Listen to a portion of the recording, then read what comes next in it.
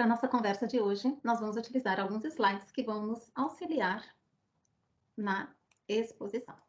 Então, vamos lá. Vamos falar sobre a liberdade que temos de escolher o nosso candidato à presidência da República e o quanto que essa escolha vai ser mais assertiva se tivermos discernimento, se nós buscarmos esclarecimento antes de qualquer decisão. Lembrando sempre que a semeadura é livre, mas a colheita é obrigatória. E se nós não conversarmos entre nós, entre as pessoas que nós conhecemos, que hoje isso vira um tabu, está gerando muita briga por aí, principalmente em família, a gente vai colher aonde? Informação só da grande imprensa? A gente pode ser informado ou desinformado. E a gente sabe que vários canais têm viés partidário. Segundo ponto, premissa importantíssima. Política não é futebol. Se nós vamos para essa escolha cheios de paixões, muito provavelmente nós cairemos em erro e deixaremos de ver que o que está em jogo não é a escolha de duas pessoas, mas de tudo que está por trás, a equipe que acompanha cada uma delas e as propostas e ideologias que serão ofertadas para a nossa nação. Bem objetivamente, o que interessa para o povo de uma maneira geral?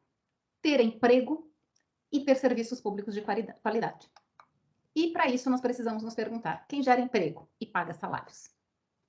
Muitos que estão nos escutando podem ser funcionários públicos, mas nós precisamos considerar que o nosso país tem 220 milhões de habitantes. E quem gera emprego para a imensa maioria da população é a iniciativa privada. São as empresas e as indústrias. E aí, uma outra pergunta dentro desta premissa. O governo tem que trabalhar para os empregados ou para os empregadores? Está certo isso, escolher alguém, um dos lados? Existem dois lados? Ou estamos todos num só barco? Ou um governo tem que se ocupar de governar para toda a nação?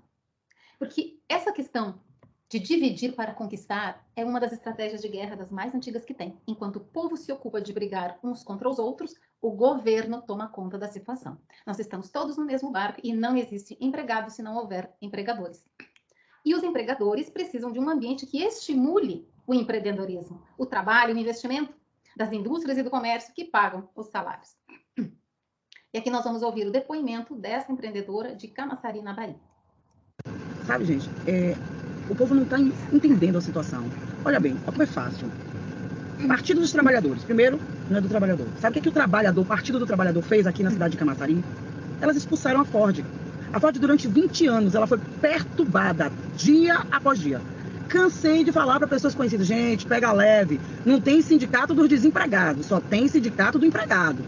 Porque eles querem a contribuição sindical. No dia que a Ford se retar e levantar as rodas, vocês vão ficar chupando prego e arrotando parafuso, mas ninguém me ouviu.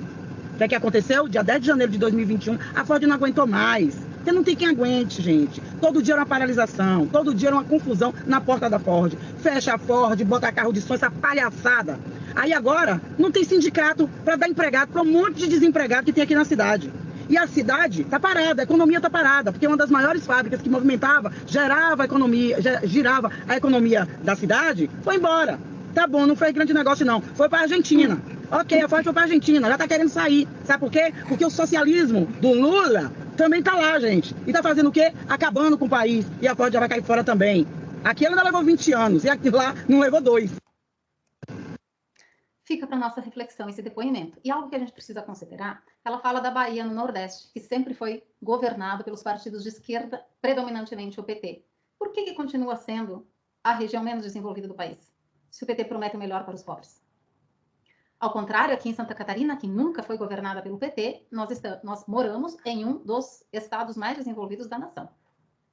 Vamos ver agora o ambiente para o fomento da atividade econômica, como a gente falou, que é um ambiente importante, na proposta da esquerda, que propõe um Estado grande, inchado, que tome conta do povo, como se o povo não tivesse capacidade de cuidar de si mesmo. Mais impostos, mais sindicatos, a gente ouviu o depoimento da empresária ali. A contribuição sindical provavelmente voltará a ser obrigatória, isso que hoje você percebeu que faz falta no seu bolso. Mais burocracia, criar dificuldades para vender facilidades, e tudo isso gera um custo de produção muito maior, o que resulta em menos empregos e esses empregos com menores salários. O Estado, então, não consegue sustentar um contingente tão grande de desempregados com um auxílio digno, e acaba por custear com bolsas de fome, como era o Bolsa Família. E como a intenção é manter na miséria os votos, o povo, para manter cativo e ter sempre os seus votos, como a gente já comentou, não fomenta a atividade econômica. E se a pessoa conseguir emprego, perde o benefício da bolsa ofertada. Já na proposta da direita deste governo atual, a proposta é um Estado menor e que o indivíduo tenha a condição de trabalhar, empreender e gerar a riqueza, menos impostos também para facilitar a atividade econômica, um movimento sindical que vai ter que arrumar uma maneira de se sustentar, porque a contribuição sindical se tornou não mais obrigatória, menos burocracia, hoje nós abrimos uma empresa em 3 dias, empresa aberta, são empregos em oferta, e mais liberdade de todas as formas para empreender. Tudo isso gera um menor custo de produção, mais empregos e uma possibilidade de pagar, então, melhores salários. O Estado, então, que tem um contingente menor de desempregados para atender, consegue auxiliar com um valor mais digno. E como a intenção é libertar o povo, fomenta a atividade econômica. E um exemplo disso é a promoção da água e da energia do Nordeste. Agora o povo tem mais condição de trabalhar por si mesmo. Se a pessoa consegue um emprego, essa que é beneficiada pelo Auxílio Brasil, mantém o benefício. No cenário à esquerda, tudo isso que comentamos vai gerar endividamento, pagamento de juros, menos recursos, serviços públicos piores, escassez de alimentos, porque o custo de produção é muito alto, e com pouca oferta de alimentos, se você tem pouca oferta no balcão, o preço do que está lá é maior. Isso se chama inflação. À direita, nós temos a proposta de enxugamento dos gastos públicos, o que fomenta a geração de riqueza, o que faculta uma oferta de serviços públicos de melhor qualidade, aumenta a produção em todos os setores e os preços, então, são melhores. Agora, o candidato da esquerda está prometendo que todo mundo vai voltar a comer picanha. Foi a mesma promessa que Alberto Fernandes fez na Argentina, mas o consumo despencou, o consumo de carne. Vejam só, o consumo de carne bovina na Argentina é o menor dos últimos 100 anos. A costela, por exemplo, teve um aumento de preço de 283% e a alcatra de 262%. Com a mesma fórmula, aqui no Brasil, o amigo de Alberto Fernandes, será que conseguiria um resultado diferente? Vamos ainda explorar essa mesma manchete e ver o poder de compra do empregado, do trabalhador, ao longo de todos os governos Lula, Dilma, Temer e Bolsonaro. Em 2010, final do segundo governo Lula, o valor do Bolsa Família era R$ 88 aproximadamente R$ 24 o quilo da picanha, e com este valor se conseguia comprar 3,640 kg.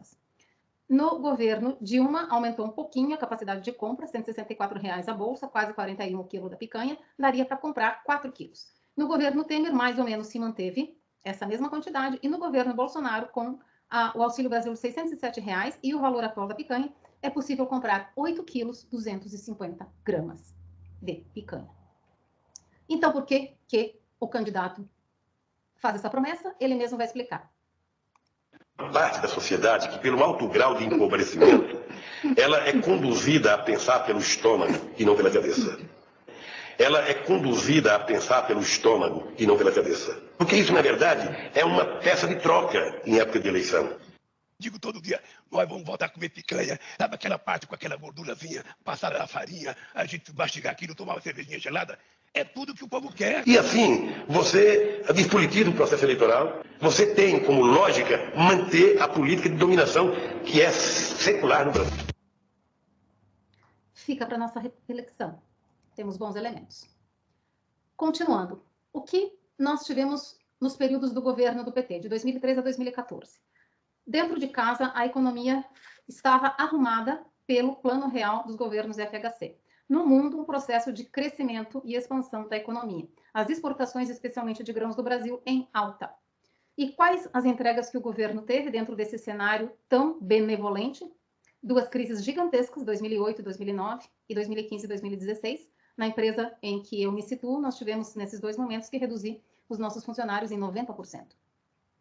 Corrupção institucionalizada e responsabilidade fiscal, que gerou as crises, e 14 milhões de desempregados. Governo Bolsonaro, 2018 a 2022. Pandemia, guerra, a pior seca dos últimos 100 anos, o que gerou desabastecimento e inflação. Um Congresso hostil às propostas que eram encaminhadas. O que ele entregou com esse cenário tão hostil? O melhor resultado econômico que os países mais ricos do mundo. Estamos saindo da pandemia melhor que as maiores economias. Redução histórica de impostos. Inclusive, o ICMS, que a proposta foi aprovada no parlamento, para o ICMS estadual ser reduzido, o PT foi contrário e foram os últimos estados a reduzir o ICMS para que o seu combustível e o seu gás de cozinha estivesse hoje mais barato. A população amparada nesse momento tão grave da pandemia, E hoje nós estamos num momento de deflação, geração de emprego e crescimento econômico. É preciso que também avaliemos, nesse processo de conhecer para escolher, onde se encontram ou por onde estiverem, independente de hoje estarem aí, inclusive se colocando como candidato à presidência da República, as principais personalidades que fizeram parte de cada um dos governos. A maioria dos principais personagens está ou esteve preso do governo Lula. Já ex-ministros do governo Jair Bolsonaro, a maioria, todos que se propuseram, estão eleitos ou senadores, ou deputados federal, ou governador, ou disputando agora o segundo turno. O que nós podemos esperar de cada um dos lados num governo 2023-26? A direita, prosseguimento do governo Jair Bolsonaro. O quanto mais pode ser feito agora num cenário sem todas essas dificuldades que nós enfrentamos nesses primeiros 4 anos? O mundo está em crise, a Europa está numa crise energética e desabastecimento de alimentos. E o Brasil pode fazer a diferença se mantiver esse modelo adotado nos últimos 4 anos. Eu não sei você, mas na minha forma de ver, retroceder não é uma opção.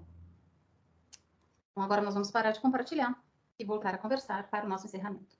Eu espero que, com todo esse esclarecimento, você seja capaz de refletir e chegar à sua conclusão do que é melhor para você, para a sua família e para toda a nossa nação. Que Deus nos abençoe e Jesus nos inspire.